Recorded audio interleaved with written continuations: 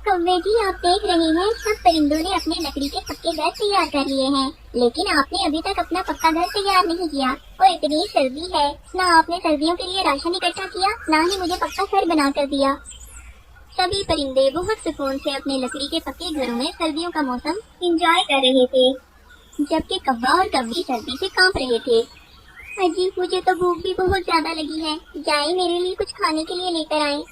अरे बबली, बाहर बहुत ठंड है, मैं इतनी सर्दी में कैसे जाऊं खाना लेने के लिए। अरे तो क्या मैं भूखी मर जाऊं? आपको कब से कह रही थी कि पक्का घर बना ले और राशन इकट्ठा कर ले सर्दियों के लिए, लेकिन आपने मेरी एक नहीं सुनी। अब जाए मेरे लिए कुछ खाने को लेकर आए। अच्छा, तुम गुस्सा मत करो, मैं दूसरे परिंदों से कुछ मांग कर लेकर आता हूँ खाने के लिए।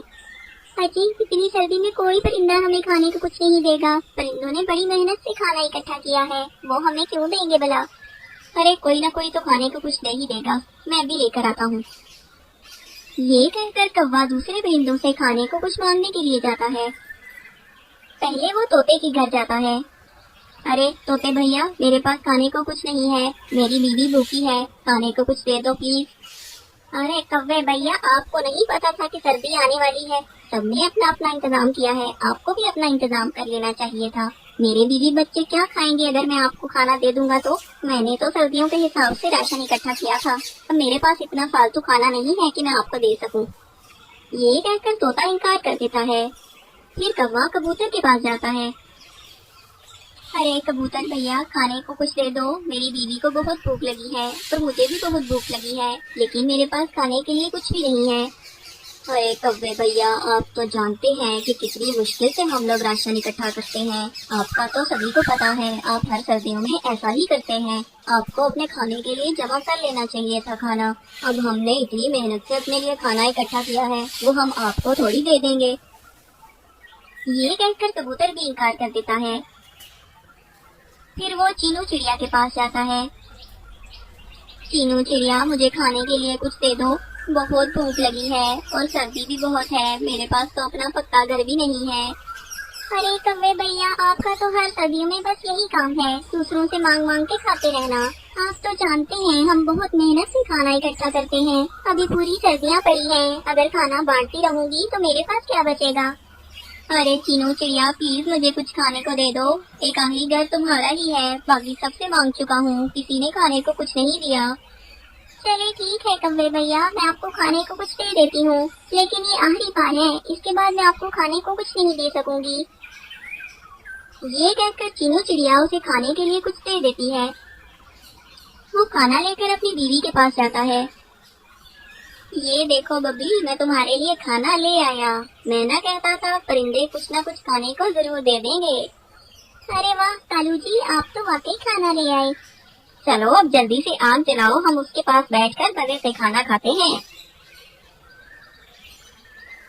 बबली कौवी आग जलाती है और वो उसके पास बैठकर मजे से खाना खा लेते हैं। खाना खाने के बाद वो दोनों सो जाते हैं। अगले दिन फिर से बबली को भूख लगी थी और कालू कौवे को भी भूख लगी थी। अरे कालू जी, मुझे तो बहुत भूख लगी है, आज तो कोई भी खाना नहीं देगा। अरे नहीं नहीं, परिंदे मेरी बहुत इज्जत करते हैं, देखना मैं अभी खाना लेकर आता हूँ। ये कहकर कौवा फिर से खाना मांगने के लिए चला जाता है। वो हमेशा की तरह बारी बारी सबसे खाना मांगता है। इस बार चीनू चिड़िया भी खाना देने से इनकार कर देती है।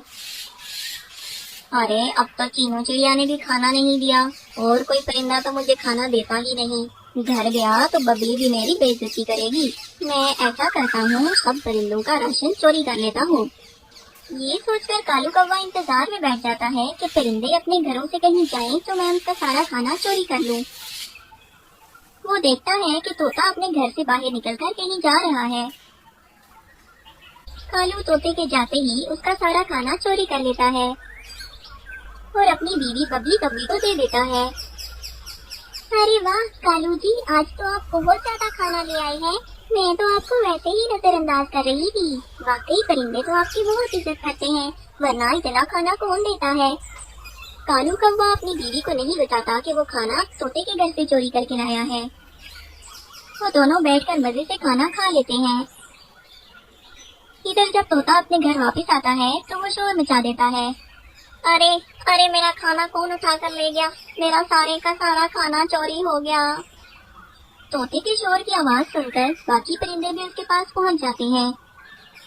अरे क्या हुआ तोते भैया, क्यों शोर मचा रहे हो?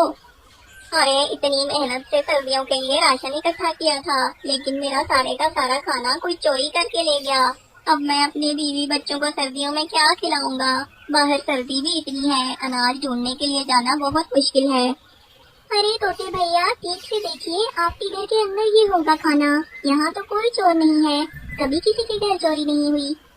अरे नहीं चिड़िया बहन, मैंने पूरा घर छान मारा है, लेकिन खाना कहीं नहीं मिल रहा। मेरा खाना चोरी हो गया है। तोते भैया आप परेशान न हो, हम लोग खाना मिलकर खा लेंगे। मेरे पास भी बहुत खाना है और कबूतर के पास भी। हम थोड़ा थोड़ा आपको दे देंगे। चीनू की बात सुनकर तोते को कुछ तसल्ली होती है और वो तीनों अपने अपने घरों में चले जाते हैं।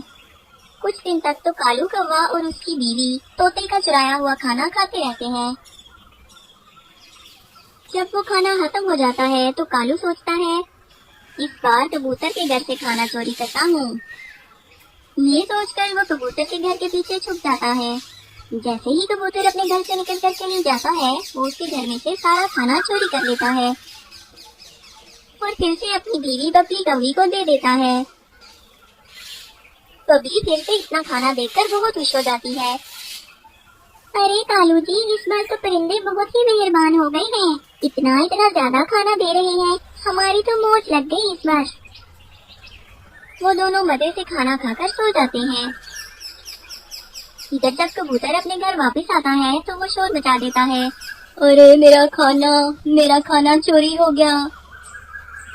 कबूतर की आवाज सुन के चीनू चिड़िया और तोता भी आ जाते हैं। क्या हुआ कबूतर भैया, आप शोर क्यों मचा रहे हैं? अरे चीनू बहन, मेरा भी खाना चोरी हो गया। अरे कुछ दिन पहले तोते भैया का खाना चोरी हो गया और आज आपका चोरी हो गया। अब सिर्फ मेरा ही खाना बचा है। अगर मेरा खाना भी चोरी हो गया तो हम लोग भूखे ही मर जाएंगे। हम लोगों को अब अपने घरों पर नजर रखनी पड़ेगी। जो भी चोर है अब वो मेरे घर से खाना चुराने की जरूर कोशिश करेगा। वैसे मुझे कालू कौवे पर शक हो रहा है, काफी दिनों से वो खाना मांगने के लिए नहीं आया, वरना तो वो सारी सर्दियाँ तंग ही करता रहता है। कभी किसी से खाना मांगता है तो कभी किसी से, लेकिन अभी बहुत दिनों से वो खाना मांगने के लिए नहीं आया। हाँ तोते भैया सही कह रहे हो, बहुत दिनों से कालू कौवा खाना मांगने के लिए नहीं आया। हाँ वाकई सही कह रहे हैं आप, लेकिन हम इस तरह कालू कौवे के पास अगर जाएंगे तो वो साफ इनकार कर देगा। हम लोग अब ऐसा करते हैं, मेरे घर पर हम तीनों मिलकर नजर रखेंगे। जैसे ही कालू कौवा खाना चोरी करने के लिए आएगा हम लोग उसे पकड़ लेंगे। तोता सुबह शाम अपने घर से चीनू के घर पे नजर रखे हुए था। कबूतर भी छुपकर चीनू के घर का पहरा दे रहा था। कुछ दिन बाद जब कालू कौवे का खाना खत्म हो जाता है तो वो चीनू चिड़िया के घर से खाना चुराने के लिए आता है। जैसे ही चीनू चिड़िया घर से बाहर निकलती है, कौवा उसके घर में घुस के सारा खाना चोरी कर लेता है। अभी वो चीनू चिड़िया के घर से भागने ही वाला था कि उसके घर के बाहर तोता और कबूतर पहुंच गए और साथ ही चीनू चिड़िया भी आ गई। अरे कालू, तुझे जरा शर्म नहीं आई हमारा खाना चोरी करते हुए? अब तू बचकर कहाँ जाएगा? वो तीनों मिलकर उसकी बहुत पिटाई करते हैं। मार मार कर वो कालू का बुरा हाल कर देते हैं। कालू तो हर सर्दियों में ऐसा ही करता है, ना अपना पक्का घर बनाता है, ना अपने लिए खाना इकट्ठा करता है, बस दूसरों से ही खाना मांगता रहता है। लेकिन इस बार तो इसने हद ही कर दी, हमारा सारा खाना चोरी करके खा गया। हाँ तोते भैया सही कह रहे हैं, इस बार तो कालू को माफी नहीं मिलेगी। कालू, अब जब तक तुम हमें खाना इकट्ठा करके नहीं दोगे तुम्हारी जान नहीं छूटेगी। इधर जब बहुत वक्त गुजर जाता है तो बबली कौवी कालू कौवे को ढूंढती हुई वहाँ पहुँचती है। कालू की बुरी हालत देखकर वो बहुत परेशान हो जाती है। अरे कालू जी, आपको क्या हुआ? मेरे कालू जी के साथ क्या हुआ है? आपकी ये हालत कैसे हुई? अरे तुम्हारे कालू जी ने हमारा सारा खाना चोरी करके खा दिया। हमने इतनी मेहनत से खाना इकट्ठा किया था और ये सारा का सारा खाना चुरा कर खा गया। क्या कालू जी, आप मुझे चोरी का खाना खिलाते रहे? मुझे आपसे ये उम्मीद नहीं थी। मैं एक चोर के साथ मजीद जिंदगी बर्बाद नहीं कर सकती। मैं आपको छोड़कर जा रही हूँ। ये कहकर बबली कौवे भी कालू कौवे को छोड़कर चली जाती है। चलो